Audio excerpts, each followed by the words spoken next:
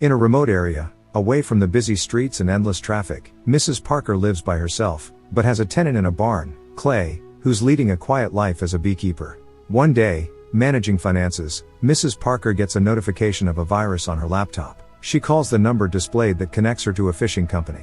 The ringleader, Garnet, takes it upon himself to set an example to his trainees. He assures Mrs. Parker that the notification comes from the pre-installed package she installed on her laptop and advises her to update it. Since Mrs. Parker isn't a computer person, Garnet offers to do it for her, remotely. She just has to download a little program called Friendly Friend, granting him access. Just as she does, Garnet mutes the call, displaying to everyone in the company Mrs. Parker's checking, life insurance, pension and best of all, a charity account with $2 million in it. Garnet initiates strip mining, but at this point Mrs. Parker still doesn't suspect anything. Garnet assures her it's totally normal. What's more, because of the inconvenience, he promises to credit her back the subscription fee, supposedly transferring it to the account she manages. To verify the transfer, she attempts to log in and sees a transfer of $50,000. It's all part of Garnet's scheme, using sympathy. Mrs. Parker baits, and using the master password attempts to wire back the money. This is where Garnet scores, emptying all her accounts in an instant, a great win for him. When Mrs. Parker's screen turns back on, all of her accounts are emptied. She can't believe it. Her phone starts popping off about fraudulent activities and the cruel realization starts to slowly set in. Meanwhile, Clay is extracting that sweet honey, setting aside a jar for Mrs. Parker. In the evening he visits her to hand it over, but no one answers the door, so he lets himself in. The fire alarm is blaring and something is off. Walking into the next room, he finds a fired gun. He's suddenly ambushed and is told to drop to his knees by Verona, Mrs. Parker's daughter. Clay expresses his sympathy to her. Mrs. Parker has removed herself. At this point Clay is the main suspect. Verona refuses to accept her mother killing herself. He calmly answers the agent's questions. He was just bringing her a jar of honey. His story of being a beekeeper checks out. When Verona checks her mother's accounts, she figures that this might have been the reason for the early removal. GSR negative and Mrs. Parker's fingerprints on the gun. There is only one explanation. Verona apologizes for being a bit too harsh, but it's understandable. To get to know the person her mother lived with, she invites him for a cup of coffee. Verona reveals that Clay reminded her mother of Verona's deceased brother, a former Marine raider. Mrs. Parker always gave him more praise for mowing the lawn than her graduating the FBI academy. Verona reveals that someone emptied all of her mother's accounts. She got scammed. Verona talked with an agent from the cyber crimes office. Supposedly the crew that got Mrs. Parker has been operating for years and they still don't have their names. She is pessimistic that they will ever be brought to justice. Clay compares stealing from elderly as like hurting a child, but worse, there is no parent to protect them. Either it goes unnoticed or nobody cares. Verona cares. She swears to seek retribution. Clay takes his leave. He has to take care of the hive. Also seeking justice for Mrs. Parker, Clay contacts the Beekeepers, a secret group he retired from, asking for a favor in finding Garnet's crew. Not long after, Clay receives an address for the scammers, a call center run by Garnet. Arriving with 2 gas canisters, the security tells him to go back where he came from, but he's here to burn it down. Dismantling them with a 1-2 punch, he makes his way inside and grabs everyone's attention, asking them to repeat after him. I will never steal from the weak and the vulnerable again. But he's only met with laughter. Well, there are other ways to make himself clear. This time no one's laughing. After they repeat the oath, he makes sure they keep the promise by pouring the gasoline everywhere. Garnet tries to stop him, but it's Clay's way of smoking the hornets to protect the hive. He easily deals with the 5 security guards, like a walk in the park for an ex-special agent, and continues to place bombs on the gas canisters that will trigger from the next call made to this center. Just as another family infected with the virus calls the center, Clay is already out and the place blows up. At Danforth Enterprises in Boston, the spoiled Derek Danforth himself receives a call from Garnet, notifying him about the disgruntled customer incident, explaining how Clay just tore through the security like a hot knife through butter and burned the place to the ground. A 30-mil building is now just a pile of rubble. The worst part is, they have no clue who did it. Derek has to big dog this one. He goes to his advisor, who ran a CIA back in his time, wondering if he can find and take care of Clay, but he wants no part of it. No biggie. Derek tells Garnet to log into the cloud and look for anyone connected to the last few deals they closed. Then go American Gangster on that fella. In an unsure voice, Garnet promises to get it done. A while later Verona gets to the scene. No one can identify the perpetrator, but she's internally celebrating a small victory against these a-holes. Back to where he belongs, Clay just enjoys his beekeeping. But it's just silence before the storm. Garnet arrives with his mercenaries at Mrs. Parker's place. Noticing Clay driving off, Garnet wants to go eye for an eye, shooting up Clay's beehives. Hearing the shots, Clay activates multiple machines to mask the sound. With them arriving, he lurks in the shadows, forcing them to fire in advance. Clay quietly dismantles Garnet's men one, by another one. The bad guys never learn not to separate. With Garnet left alone and in a state of panic seeing his men dead, it's a done deal. Clay severs the boy's fingers, leaving him alive to send a message. During the course of an investigation, Verona receives a notification about a fire at her mother's house, only to discover that the identified bodies are affiliated with the same company. It is at this point that everything starts to click for the agents. Clay is responsible for it.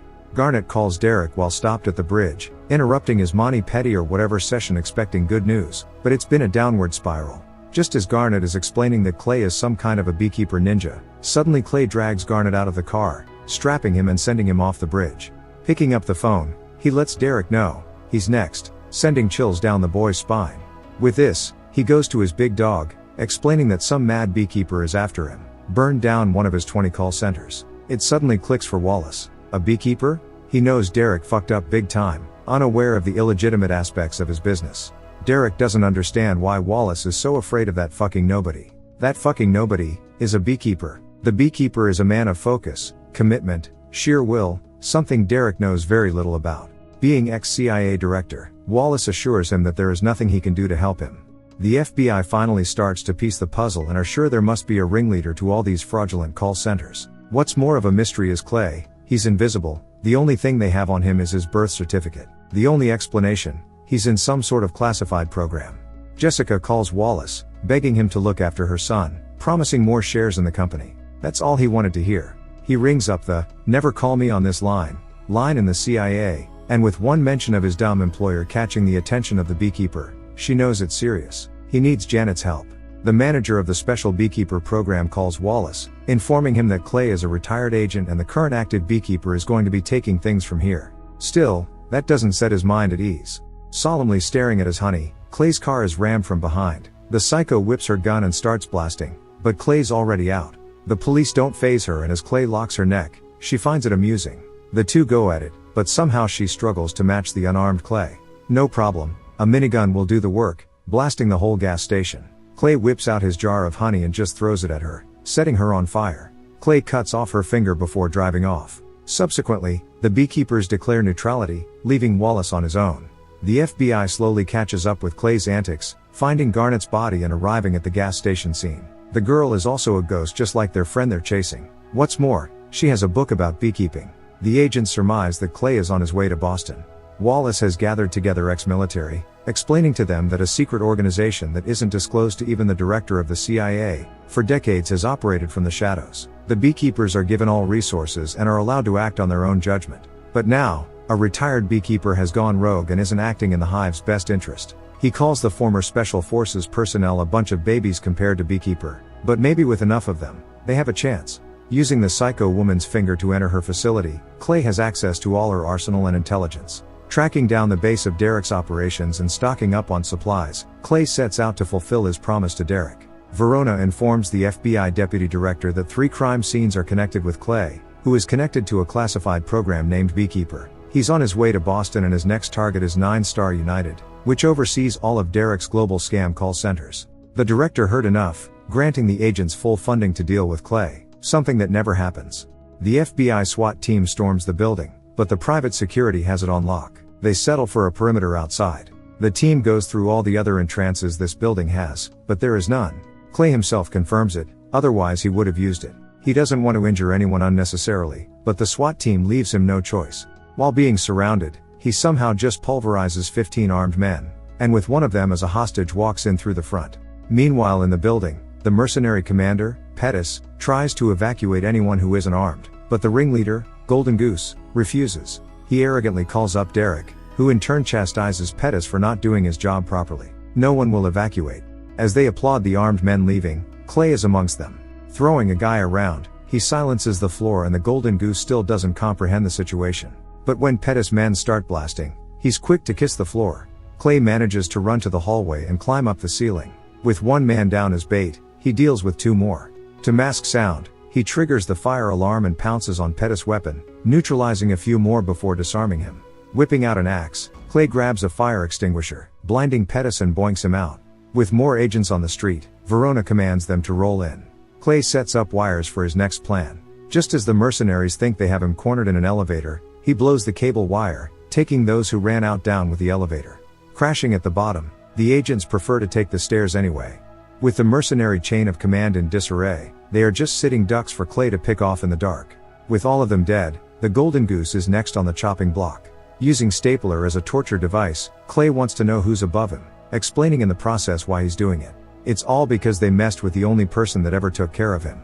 The Golden Goose finally cracks, showing him the top dogs in the charade. Finally Verona made her way there. Directly speaking with Clay, she assures him there are laws for these things, but Clay mentions there are things laws can't fix, but he can, making his escape as the rest of the agents arrive. For now they settle for the Golden Goose and his crew. Looking at the laptop, Verona now also knows who Clay's target is. At some luxurious restaurant, Derek is worried sick and Wallace receives the dire news. His mercenary guys are all dead. Maybe it's time to call Derek's mother. Clay can't take action if they're in Jessica's and her people's proximity. Derek loves the idea. Derek rings her up, without disclosing his Clay situation. He asks if he can visit her and she agrees. Turns out Jessica is the President of the United States of America. No way Clay can exterminate the Queen Bee, right? Verona's agent friend mentions that maybe it's a good idea just to let Clay do his thing. But she can't, even if it's the morally right thing to do.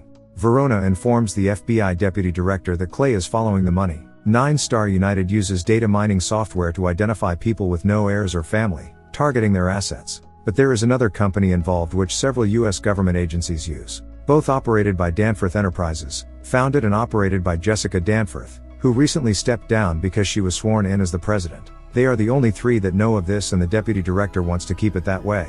Due to Jessica's association with the scam, Derek might not be the only one on the chopping block. The president is in danger. At the Danforth Beach House, the security is tight, but Verona is there to make it tighter. Derek is already there, chilling, having a beer. But Wallace can't stop panicking. Like this amount of Secret Service agents isn't enough to stop one man. Wallace even hired the most elite team he could think of. Yellow has killed one beekeeper before, at a cost though, hoping to be this lucky this time around as well. Jessica is furious no one notified her of what's at stake. The Secret Service goes as far as welding shut every manhole around the estate, and thoroughly checking every vehicle that comes through. Making his way into the sewer system, the welded lid doesn't stop Clay from opening the manhole, hopping on a skateboard and making his way to a car in front. But one of the agents spots Clay, but before he could make a sound, Clay incapacitates him and stuffs him in. Now Clay has the perfect disguise to just waltz in. With Yellow's kill squad arriving, the place might be the most secure location on the entire Earth. Not even Rambo could break through, but did Rambo have timed explosives? Changing into a suit, here begins the next part of Clay's plan. Just blend in with the rest of the guests. Verona sees the deputy director speaking with the president, understanding that she's learning the truth. Grabbing her son, they go into a private room, where only 3 of them remain. The deputy director calls out the family about his concerns involving illegal money, and Jessica directs the question to Derek, as the head of the business. This makes him uneasy.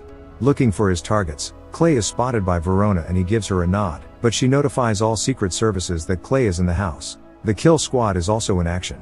Finding him outside, with all guns on him, Clay is about to surrender. But what's that in his hand?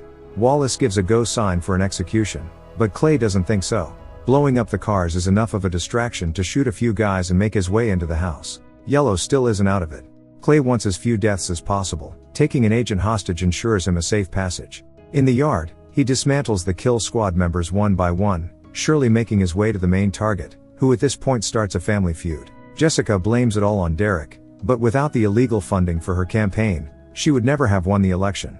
Turns out Jessica never knew where the money came from, but Derek isn't about morals, he just needed to get the job done.